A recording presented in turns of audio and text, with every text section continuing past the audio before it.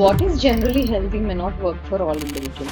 Some people eat home cooked food, whole meals, whole grains, eat a lot of fruits, exercise decently, right? What is generally healthy may not work. A person, when given generally healthy foods, may not feel their best. The generally healthy foods may also, most of the times, it's vitamins and minerals that they're insufficient or deficient in, or most of the time they're giving wrong fuel system to the body, or sometimes the body is not insulated to what is causing these symptoms in the first scenario. Knowing what is wrong is half the problem. Next half of the problem is how to solve what we know. They should maintain good sleep routine so that they can revive and repair well. So we need to keep in check all their repair mechanisms. It's either in terms of fasting or incorporating the sleep or exercise. Say we have like a dozen problems in the family, in our genes, can we still reprogram what they call as dirty genes?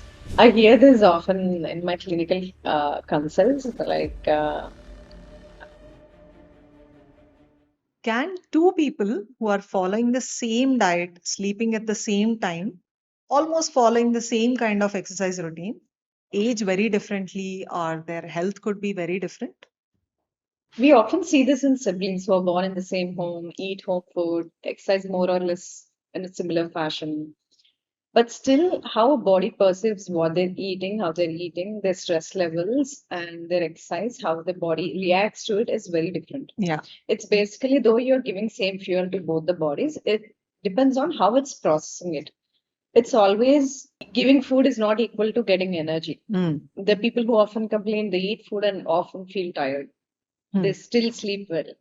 So here are the missing links, right? Is the food digested, absorbed, or even metabolized well? Do they have the ingredients or cofactors that they need for their energy powerhouses to produce the energy from the fuel that we give them? It differs. Also, genetically, do their bodies have more risk compared to one another in terms of how they can metabolize the protein, fat, or carbs? So it depends on how the fuel is utilized in the body and how body responds to any kind of stresses. It could be exercise or stress or even their gut health, Right. right? So depending on how each part of the engine is working, how they respond to different fuels will differ.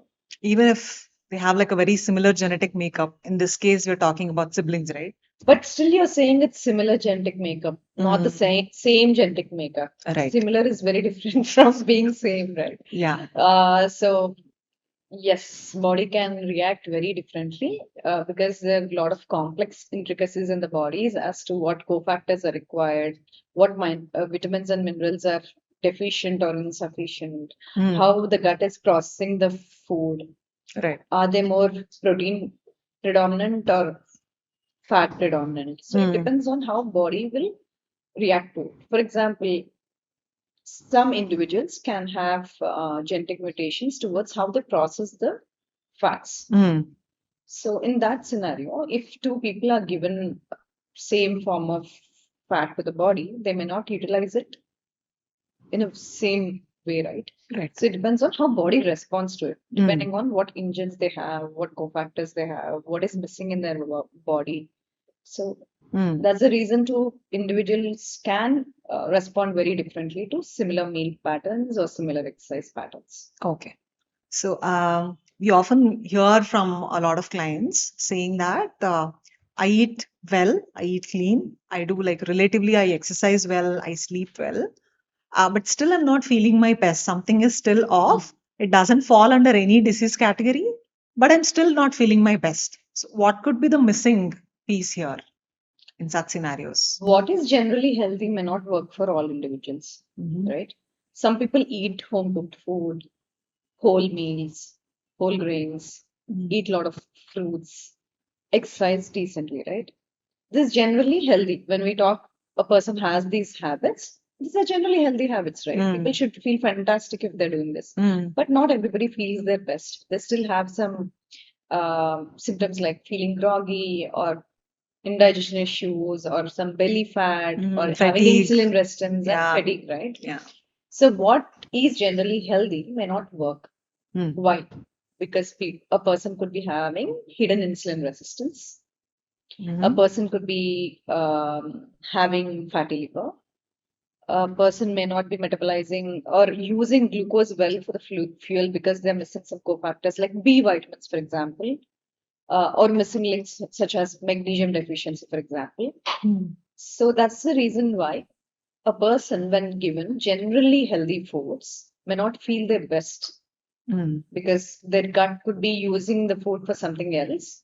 Because when their gut is predominant with unnecessary bacteria, which would otherwise conserve energy and not make the person feel energetic, when a bad gut like that is sitting, or when the cofactors are missing, or when they're having insulin resistance, the generally healthy foods may also cause them fatigue. Right. So, when you talk about personalizing someone's protocols or personalized medicine when you practice, how is it very different from the regular medicine practice that's out there? So, in personalized medicine, or for that matter, longevity medicine, the person is not having a disease yet, or they could be having in certain scenarios, but we are not sitting and waiting for the symptoms or disease to happen. We are watching very closely, we are watching the individual, and we want to catch the disease even before symptoms and signs can appear and they feel their worst.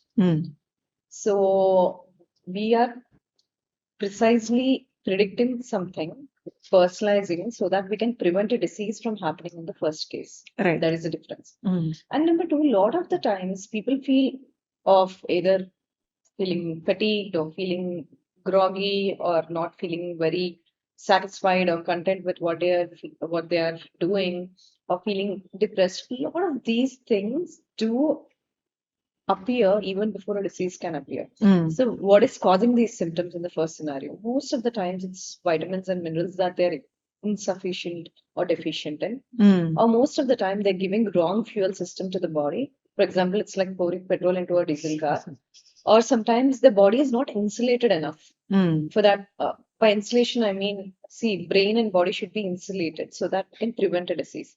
This insulation comes from B vitamins, D vitamin, magnesium, a lot of minerals. When we are having ample of these resources, we can insulate the body and prevent a disease.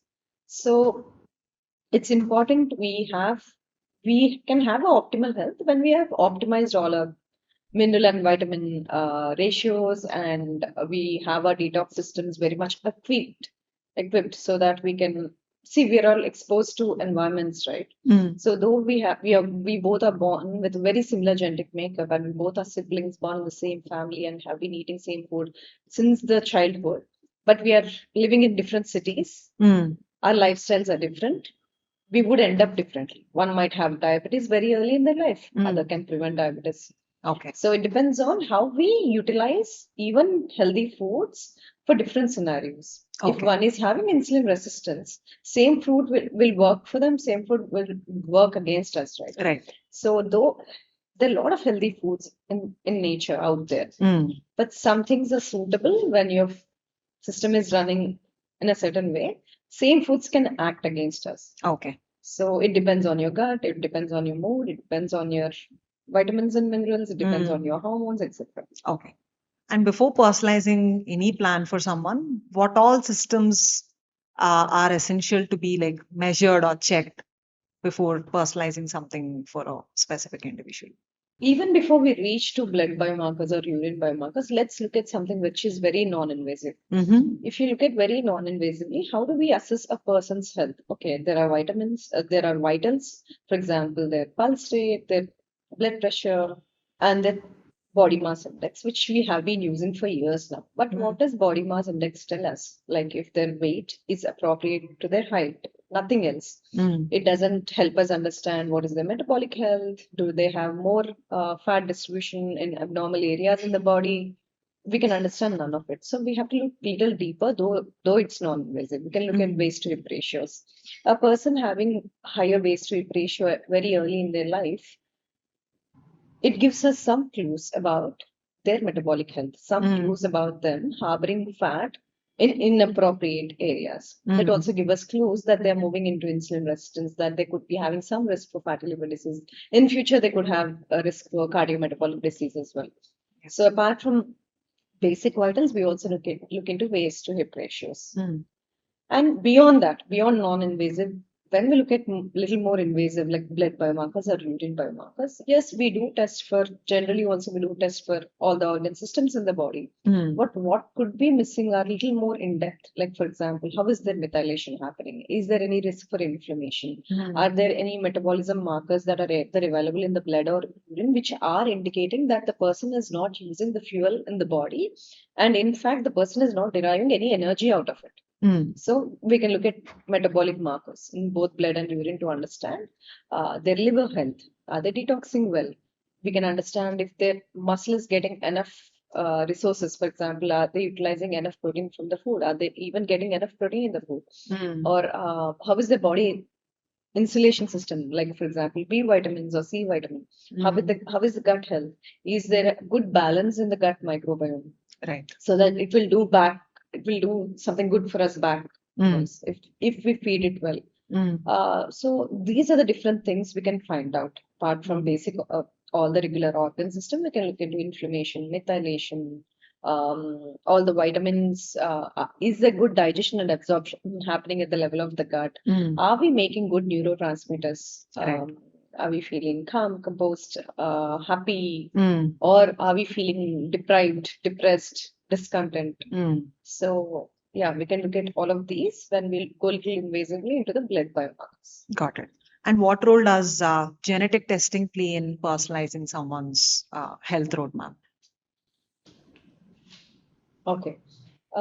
We talk about both genetics and epigenetics in today's time when we are personalizing something, when we are preventing diseases, and we want to make proactive action plan to give an individual. Right. For me to give an action plan, I need to understand one's body. What are they born with? Do they have any mutations towards any enzymes that are processing different detox systems, different methylation pathways?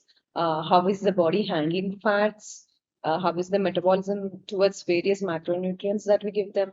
Are they having extra risk for any oxidative stress? Like a person, if two people are exposed to some kind of toxins, how will one person's body might be equipped to detox them well, but others may not. Even both of them are exposed to similar dose. Right. Why is that happening? Because everybody's detox systems are different. Some would be having very good and clean systems because their enzymes are working fantastically well. Others can have some aberrations or some mutations in some pathways, and that would slow down their detox pathways. So when we look into genetics, we can see if they also have any extra risk that they're carrying, any increased risk of them towards diabetes or hypertension or cardiovascular diseases, or even there are some families who have increased risk towards lipid metabolism, and these families end up carrying high triglycerides, high LDLs, which can put them at risk for cardiovascular diseases. Got it. So we can look at disease risk. We can look at how they may metabolize macronutrients. We can look at how they can detox their body. We can look at if they have any increased risk for even cognitive problems.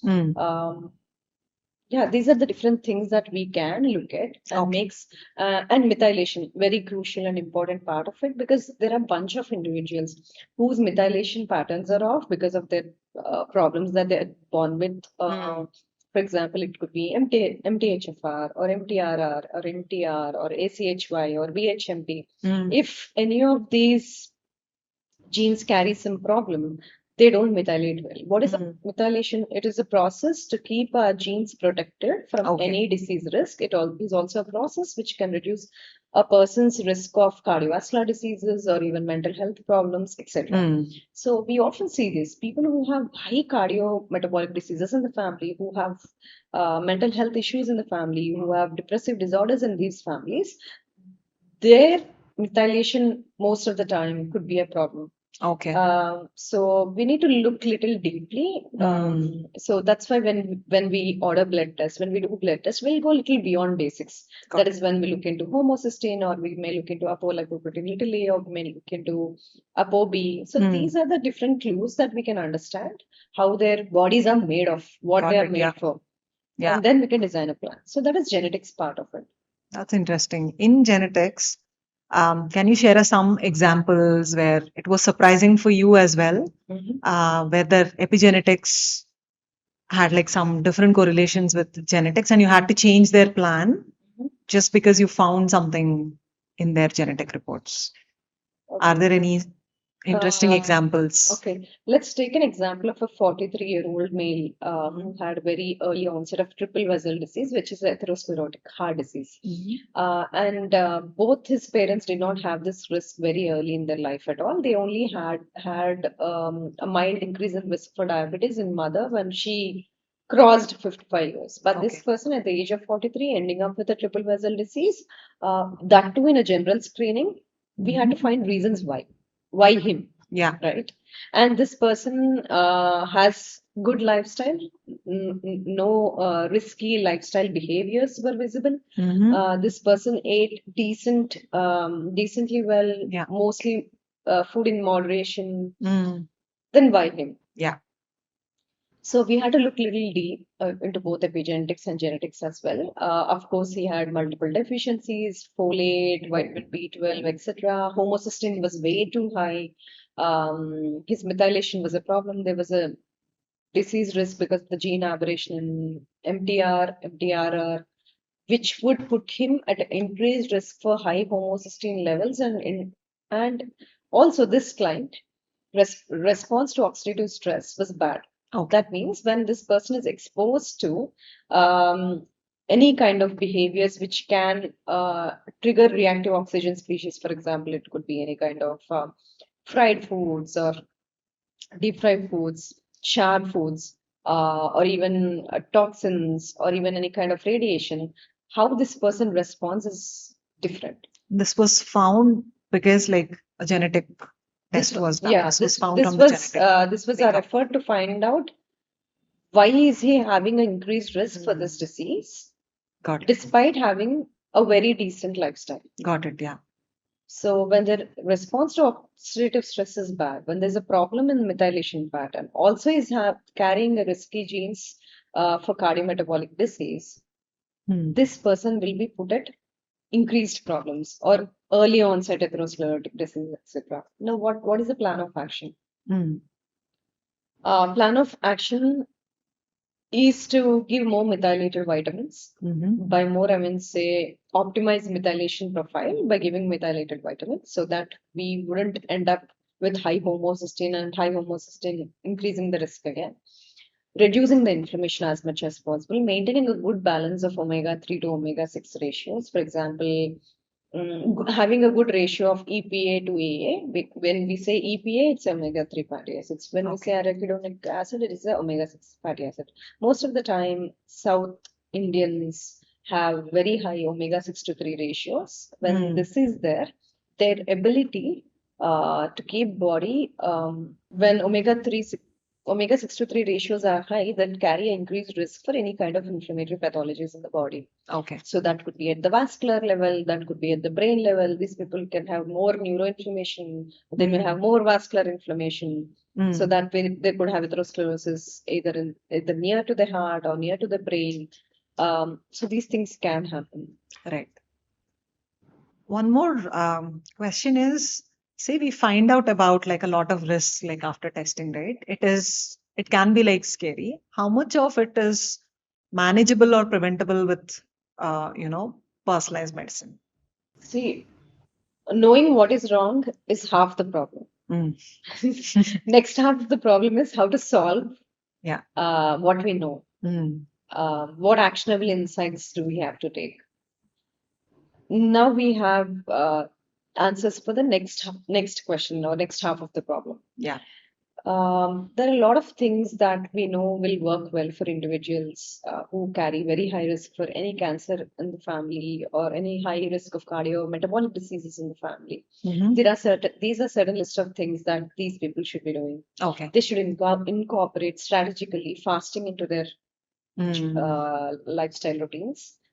They should also incorporate good stress reduction strategies. That is also very important. They need to keep their parasympathetic nervous system activated, which is also a very important way to have a good autonomic nervous system.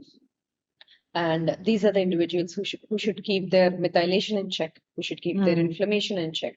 Right. They should also learn to sleep well. Mm. They should maintain good sleep routine so that they can revive and repair well. So we need to keep in check all their repair mechanisms. It's either in terms of fasting or incorporating the sleep or exercise. Right. Even there are a lot of studies that show high intensity interval training do help in people who have high risk of breast cancers. So again, this has to be incorporated strategically. So different kinds of exercise routines or different improving sleep, incorporating stress reduction strategies, keeping the inflammation or methylation in check. Also, very importantly, keeping vitamins and minerals in check. Right. So these are the different strategies that we can incorporate and still change epigenetics around it. We can change how our body responds, how we repair, how we detox, how we optimize, so that we are not culprits of our genetic makeup. Got it. So just because some risk is there in my genetics doesn't mean like I acquire it. So can you also tell how longevity medicine, I mean, personalized medicine is part of like the whole longevity medicine umbrella? Say we have like a dozen problems in the family in our genes, can we still reprogram what they call as dirty genes? I hear this often in my clinical consults, like people succumb to their diseases. I've seen early onset diabetes mellitus, of course, not type 1, type 2. I've seen people in their 30s and 40s, and they're happy about it, right? I mean, happy in the sense they're very content about it. I'm born in a certain way. I think I have genetic risk. It's there in the family. I'm diabetic. So I got it. My Yeah. siblings are diabetic, so I got it. I think it's up to us if the genes can help us or harm us. If we think we can work around it. Um, Genetics do have some effect, but only up to 10 to 15%. Rest of the time, we can modify how we can utilize it to our best benefit because we can't change our genetics, right? But we can change how it can affect us. Um, if a person has some problem, for example, take COMT gene, if they have some problem around it, these are the people who feel most anxious, can't sleep, they're very reactive to caffeine, all those things. But if these people can start focusing on adjusting the magnesium well, reducing their exposures to stimulants, and concentrate more on relaxation techniques. Though they have a dirty gene, they can still stop the gene affecting them. Right. Similarly, whatever genes that we carry that can increase our risk for either cardiovascular diseases or neurodegenerative um, or even type 2 diabetes, we can work around it. It only indicates these people have little more extra risk of getting the disease compared to others. So it also means these people have to do little more effort to prevent a disease compared to others. But what are these effects? These efforts. These efforts could be optimizing more on their vitamin profiles, incorporating the fasting routines, reducing on those reducing fructose intake, or even modifying their diet to restrict the amount of carbs they get. Of course, that should be done very strategically. It doesn't mean everybody being on low carb diet will never get any disease in life. It doesn't mean that way. Um, these people should concentrate more on relaxation techniques, should invest more time in good sleep. So we can still hack things around by incorporating all these strategies. Got it. Yeah. One curious question is if you have to ultra personalize to so many biomarkers of each individual, how much time does it take? I used to take more than 1 hour for sure. Per individual, just to personalize. Just to interpret, analyze, and personalize and give an action plan. Because we need to understand all these systems that we are talking about. How is the pattern of methylation, inflammation, vitamins, gut health? How is their metabolism, energy production houses? How is their personal life like?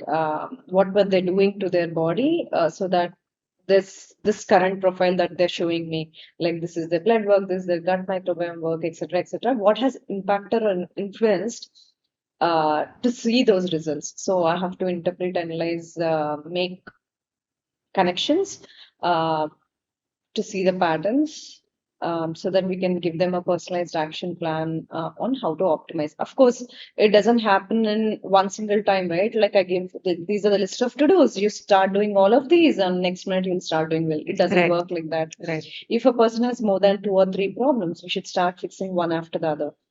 If a person has osteoporosis and low protein intake, and also has bad gut health, and also has problems with cognition, and also has problems with methylation, I have to start one thing at a time.